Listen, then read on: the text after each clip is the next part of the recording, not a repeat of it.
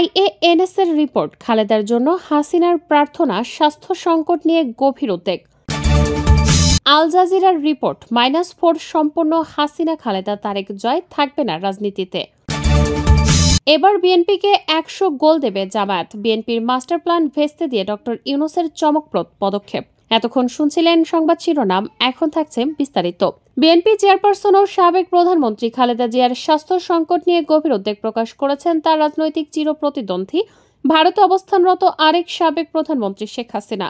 ভারতের বার্তা সংস্থা IANS-কে ইমেইলে দেয়া এক সংক্ষিপ্ত সাক্ষাৎকারে তিনি বলেন, বেগম খালেদা জিয়া অসুস্থ, এটা জানতে পেরে আমি গভীরভাবে উদ্বিগ্ন।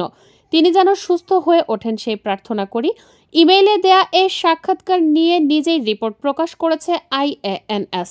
তাদের নিজস্ব ওয়েবসাইটে প্রকাশিত খবরে বলা হয়, বাংলাদেশ জাতীয়তাবাদী দল বিএনপি চেয়ারপারসন ও সাবেক প্রধানমন্ত্রী বেগম খালেদা জিয়ার অবনতিশীল স্বাস্থ্যের বিষয়ে গভীর উদ্বেগ প্রকাশ করেছেন হাসিনা। একই সঙ্গে তিনি তার দ্রুত সুস্থতা কামনা করেছেন। তার কাছে IANS ইমেইলে খালেদা জিয়ার জটিল স্বাস্থ্যগত অবস্থা এবং সাম্প্রতিক রিপোর্ট সম্পর্কে জানতে চায়। জবাবে শেখ হাসিনা ওই মন্তব্য করেন, বাংলাদেশের রাজনীতিতে কার্যকর হয়ে গেল -4 তত্ত্বের বাস্তব রূপায়ণ। 111 সেনার সমর্থিত তত্ত্বাবধায়ক সরকার আসার পর দুই প্রধান দলের নেত্রী শেখ হাসিনা এবং খালেদা জিয়াকে গ্রেফতার করা হয়। এরপর প্রথম সবার সামনে আসে -2 তথ্য, যেখানে বহু বছর ধরে বাংলাদেশকে নেতৃত্ব দেয়া এই দুই নেত্রীকে রাজনীতি থেকে সরিয়ে দেওয়ার ফর্মুলা হাজির করা হয়েছিল।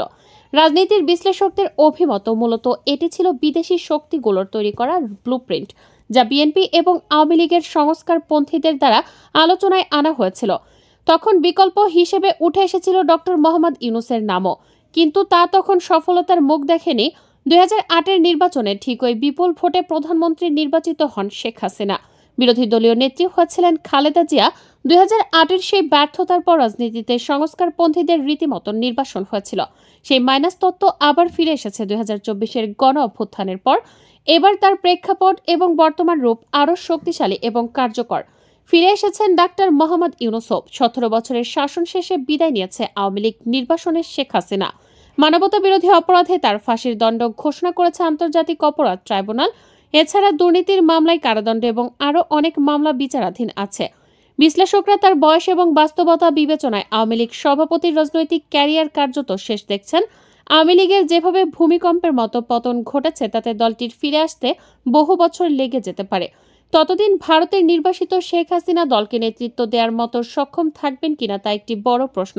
অন্যদিকে আছেন বিএনপি চেয়ারপারসন বেগম খালেদা জিয়া। এই মুহূর্তে তার যা শারীরিক অবস্থা, তাতে বেগম জিয়ার পক্ষে রাজনীতিতে সক্রিয় হওয়া সম্ভব কিনা তা নিয়ে উঠেছে বড় প্রশ্ন। বিএনপি চেয়ারপারসনের স্বাস্থ্যের বিষয় নিয়ে চিকিৎসকরা উদ্বেগজনক খবর দিচ্ছে। যদিও বিএনপির মনোনয়ন তালিকায় বেগম জিয়ার নাম আছে, কারণ এত বছর পর এসেও দলটির রাজনীতিতে তিনি মূল ফ্যাক্টর। ভোটের মাঠ আর প্রচারণার মানে প্রতিপক্ষের তুলনায় বিএনপি এগিয়ে যাওয়া, সেই ভাবনা থেকে এবার তার স্বাস্থ্যের ভঙ্গুর অবস্থা সত্ত্বেও বিএনপির পক্ষ থেকে তিনটি আসন থেকে তার প্রার্থী হওয়ার ঘোষণা দেওয়া হয়েছিল। কিন্তু সাম্প্রতিক অসুস্থতায় বেগম জিয়ার পক্ষে নির্বাচন করা সম্ভব হবে কিনা তা একটি বিরাট প্রশ্ন তুলে দিয়েছে। এমনকি ভবিষ্যতেও তিনি দলকে নেতৃত্ব দেওয়ার মতো শারীরিকভাবে সক্ষম থাকবেন কিনা তাও এক প্রশ্ন।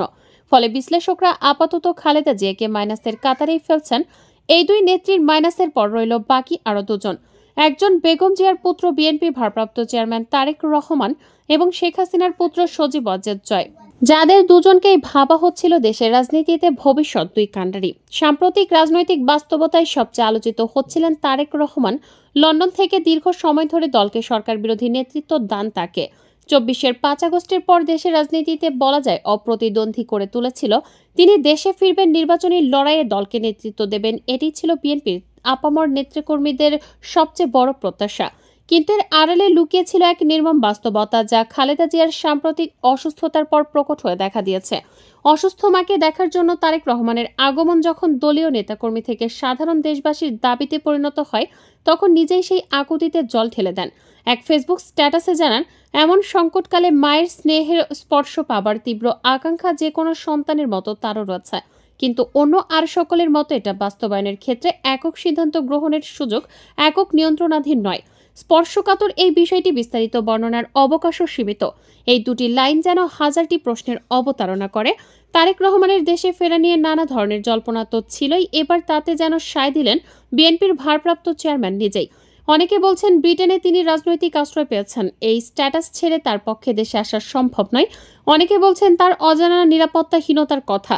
অনেকে বিভিন্ন বৈদেশিক শক্তির কথা উল্লেখ করে বলছেন তারা চায় না তারেক রহমান বাংলাদেশের রাজনীতিতে ফিরুক। নির্বাচনকে সামনে রেখে নিজেদের উদার গণতান্ত্রিক শক্তি হিসেবে তুলে ধরতে চাইছে দেশের বৃহত্তম রাজনৈতিক দল বাংলাদেশ জাতীয়তাবাদী দল। এর মাধ্যমে দলটি দক্ষিণ এশিয়ার বৃহৎ ইসলামপন্থী দল জামায়াতে ইসলামীর সঙ্গে কয়েক দশকের পুরনো সম্পর্কের চূড়ান্ত ইতি টানছে। ঐতিহাসিকভাবে বিএনপির প্রধান প্রতিদ্বন্দ্বী শেখ হাসিনা আওয়ামী লীগ বাংলাদেশের রাজনীতিতে নিজেদেরকে ধর্মনিরপেক্ষ উদার হিসেবে দাবি করে এসেছে পতিত দলটি। যদিও সমালোচকরা তাদের এ দাবি নিয়ে প্রশ্ন তোলেন, একসময় আওয়ামী লীগের বিরোধিতায় বিএনপি জামায়াতকে জোটবদ্ধ করে। যদিও কখনোই দল দুটির আদর্শগত পার্থক্য গোপন থাকেনি। বিএনপি জাতীয়তাবাদী আদর্শে বিশ্বাসী, অন্যদিকে জামায়াতের মূল দর্শন বাংলাদেশের সংখ্যাগরিষ্ঠ মানুষের ধর্ম ইসলাম। বর্তমানে এই মতপার্থক্য দল দুটির মধ্যে পূর্ণাঙ্গ বিচ্ছেদ তৈরি করছে। সর্বশেষ 2001 থেকে 2006 সাল পর্যন্ত জোট সরকার পরিচালনা করে বিএনপি ও জামায়াত। জামায়াতের সঙ্গে বিচ্ছেদ ঘটিয়ে আওয়ামী লীগের দখলে থাকা আদর্শিক অবস্থানে পা রেখে বিএনপি বাংলাদেশের রাজনৈতিক দৃশ্যপটে নতুন সাজ আনার চেষ্টা করছে। যদি এই পরিবর্তন স্থায়ী হয় তাহলে এটি 1990-এর দশকের গোড়ার দিককার পর দেশের রাজনীতিতে সবচেয়ে গুরুত্বপূর্ণ পরিবর্তন আনতে পারে। ত্রয়োদশ জাতীয় সংসদ নির্বাচনের ক্ষণগণনা শুরু হচ্ছে আজকালের মধ্যে। নির্বাচন করতে প্রস্তুতি নিচ্ছে রাজনৈতিক দলগুলো। গণ অভ্যুত্থান পরবর্তী এই নির্বাচনে ভোট নিয়ে চলছে নানা হিসাব নিকাশ। ভোটের হিসাব মেলাতে নির্বাচনী জোট গড়তে চলেছে নানা তৎপরতা। বড় দলগুলো নিজেদের জোটে টানতে ছোট দলগুলোকে আকৃষ্ট করার চেষ্টা করছে। ইতিমধ্যে ভোটকেন্দ্রিক 5টি দল সক্রিয় হচ্ছে।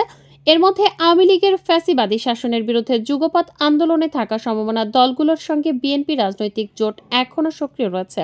এই জোটের শরিকদের সঙ্গে আসন্ন আলোচনা চলছে বিএনপির। এই জোটের বিপরীতে জামায়াত ইসলামী আন্দোলনের নেতৃত্বে 8 দলের জোট নির্বাচনী মাঠে তৎপরতা শুরু করেছে। এই জোটে আরও কয়েকটি ইসলামী দলকে যুক্ত করার চেষ্টা আছে।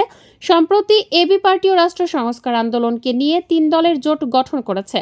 গণ অভ্যুত্থানে নেতৃত্ব দেওয়া তরুণদের দল জাতীয় নাগরিক পার্টির এনসিপি, এছাড়া জাতীয় পার্টির একাংশ জাতীয় পার্টি জেপির নেতৃত্বে 18 দলের একটি জোটেরও ঘোষণা দেওয়া হচ্ছে সম্প্রতি। নভেম্বরের শেষ দিকে বাম প্রগতিশীল 9টি দলের সমন্বয়ে আরও একটি জোট গঠনের ঘোষণা দেওয়া হয়। এই 5 জোটের বাইরে থাকা দলগুলোও কোনো না কোনো জোটে অংশ নেওয়ার অপতৎপরতা চালাচ্ছে।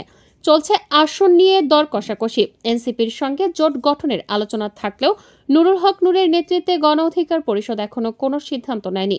দলটির একটি অংশ বিএনপির সঙ্গে নির্বাচনী জোট করার পক্ষে, 8 দলের সঙ্গেও তাদের যোগাযোগ রয়েছে। দলটির সাধারণ সম্পাদক রাশেদ খান গতকাল মানবজমিনকে বলেন, নির্বাচনী জোট নিয়ে বিএনপি এবং জামায়াতের সঙ্গে আলোচনা চলছে। এছাড়া মধ্যপন্থী নতুন জোটের সঙ্গেও যোগাযোগ আছে। তাফসিলের পর গণ অধিকার পরিষদ চূড়ান্ত সিদ্ধান্ত নেবে।